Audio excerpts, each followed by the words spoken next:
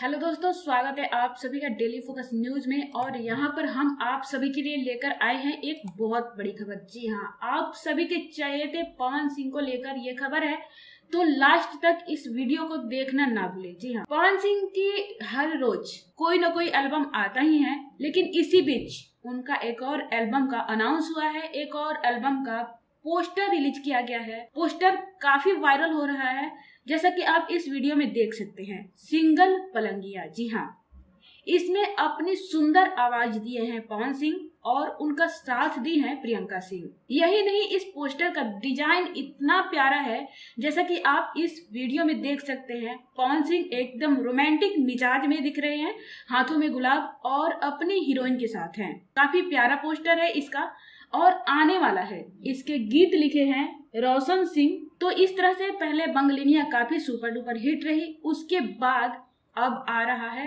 पवन सिंह का सिंगल पलंगिया। जी हाँ, आखिर पवन सिंह सिंगल पलंगिया के बारे में क्या कहना चाहते हैं? क्या उनको सिंगल ही रहना है? आप लोग नीचे कमेंट बॉक्स में कमेंट करके अपनी राय देना ना भूलें। और क्या कहना चाहेंगे पवन सिंह के इस गाने के बारे में, इस एल्बम के बारे में, सिंगल पलंगिया के बारे में?